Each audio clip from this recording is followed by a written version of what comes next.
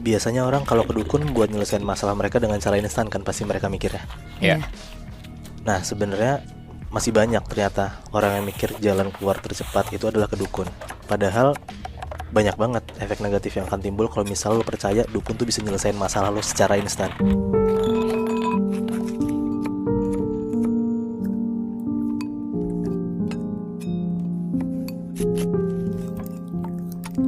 Nah ini yang dilakuin sama dukun di Jawa Timur.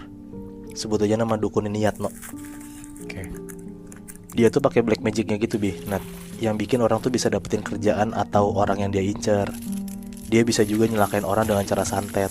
Pokoknya hal-hal apapun yang berbau mistis, si Yatno ini terkenal lah. Oke.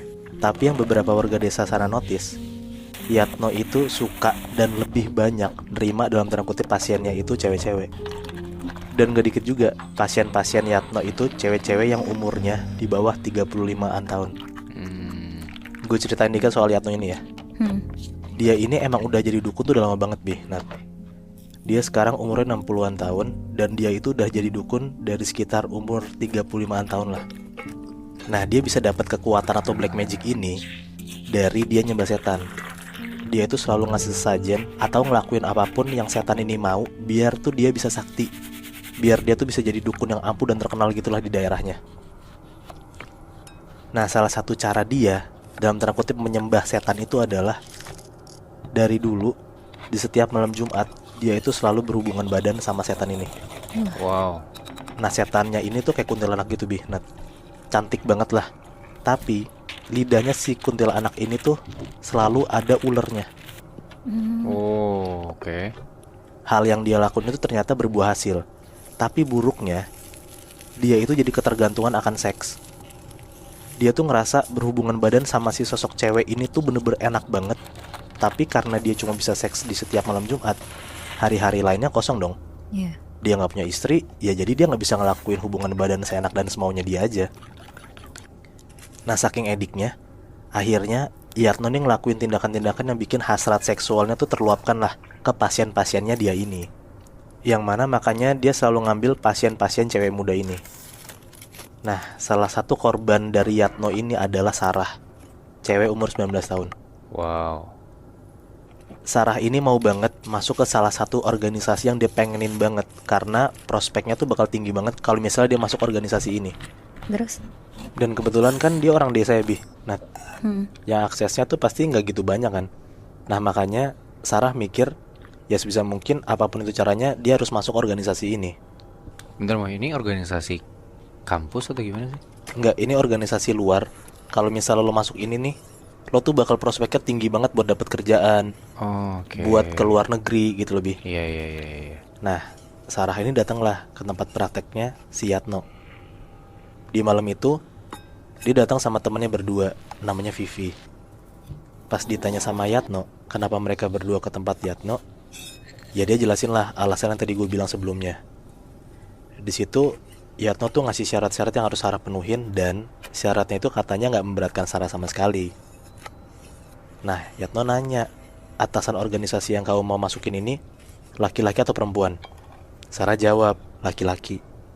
Di situ Yatno ngidein lah buat ngasih susu ke Sarah, biar pas atasannya itu lihat Sarah, atasannya tuh langsung mau masukin Sarah ke organisasi ini. Sarah semangat banget dong, karena ya itu kan jadi hal kuat biar Sarah bisa masuk ke organisasi ini kan. Pas udah masuk ke sesi selanjutnya, Yatno itu nyuruh Vivi buat tunggu di luar kamar. Jadi prakteknya ini tuh di rumah Yatno sendiri Nat. Rumahnya kecil, cuma kayak petakan gitu, cuma ada 2 kamar lah. Dan kalau misalnya lo keluar kamar, langsung ruang tamu gitu. Iya. Kebayang kan? Bayang. Di situ Vivi ya nurut, karena yang ada urusan sama Yatno kan Sarah kan. Jadi pas Yatno bilang suruh Vivi tunggu di luar, ya Vivi langsung keluar kamar itu.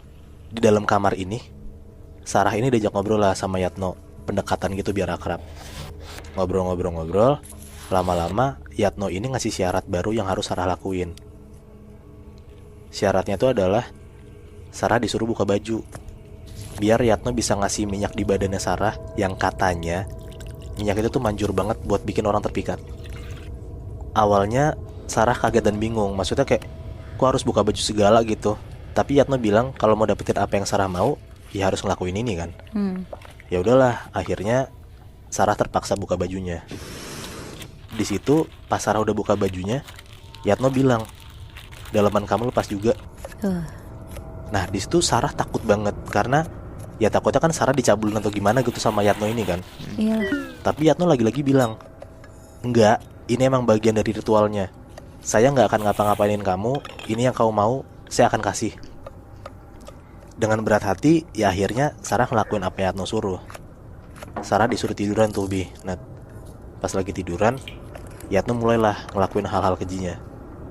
Dia kasih minyak ke badannya Sarah, mijit-mijit Sarah. Pokoknya di situ tuh Sarah awkward banget, tapi ya apa boleh buat kan.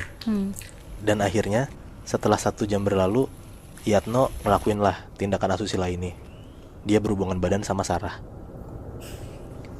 Di luar kamar, Vivi tuh bingung banget.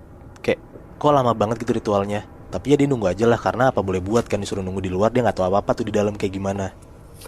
Pas di dalam si Sarah lagi berhubungan badan sama Yatno, Vivi tuh denger dari luar kalau di dalam kamar itu ada suara cewek cekikikan kenceng banget. Kayak gitu.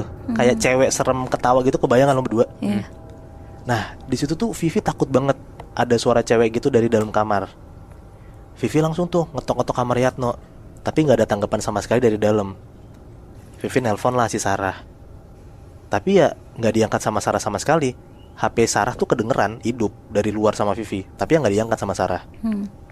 Karena Vivi takut temennya kenapa-napa, dan dia juga takut karena suasana juga serem gitu. Akhirnya Vivi ngeberanin diri buat ngintip dari lubang kunci kamar itu. Vivi arahin tuh satu matanya ke lubang kunci itu, dan Vivi ngeliat lah di dalam kamar itu apa yang terjadi. Tapi di situ Vivi lihat Sarah lagi tiduran dan lagi berhubungan badan sama Yatno. Tapi di situ muka cewek itu bukan muka Sarah. Muka cewek itu tuh jadi muka cewek yang putih pucet banget, matanya merah, dan dari mulut cewek ini keluar ular gitu Bi. Oh shit. Jadi itu kuntilanak yang itu, Moy? Iya. Pas Vivi ngelihat itu, dia langsung teriak kenceng banget buat minta pertolongan dari warga-warga desa sana. Singkat cerita, ada beberapa warga yang datang ke rumah Yatno dan ngedobrak tuh pintu kamar Yatno. Pas warga desa udah masuk kamar Yatno, di situ mereka cuma ngelihat Sarahnya doang lagi tiduran. Si Yatno nggak tahu kemana. Warga-warga desa itu tuh langsung keliling desa lah buat cari Yatno. Semalaman warga desa tuh ngeterin desanya, nggak membuahkan hasil sama sekali. Dan akhirnya di tengah malam, sekitar jam 2-an pagi, akhirnya salah satu warga nemuin Yatno. Di mana, Moy? Nah, pas warga desa tuh lagi keliling hutan, Nat, dia ngeliat Yatno tuh lagi di tengah hutan. Dan dia ngeliat katanya si Yatno itu lagi berhubungan badan sama kuntilanak. Oh. Buru-burulah di situ warga desa nangkap si Yatno, dan akhirnya Yatno tuh diarak rame-rame sama warga desa sana. Katanya Yatno tuh nggak dipenjara. Yatno dimasukin ke dalam satu rumah di dalam hutan, dan Yatno tuh dipasung biar dia nggak ngelakuin hal-hal bejat itu ke orang-orang lagi. Nah kabarnya setiap warga desa yang lagi di hutan dan lagi ngelewatin rumah itu malam-malam, mereka sering dengar suara cewek teriak cekikikan dari dalam rumah yang ada Yatno lagi dipasung itu. Oh, jadi sampai dia udah dipasung itu tuh masih berhubungan badan sama kuntilanak itu? Iya, padahal lagi dipasung, Nat. Tapi dia masih tetap nggak berhenti ngelakuin tindakan itu, tapi sama makhluk halus. Anjrit, fakta banget.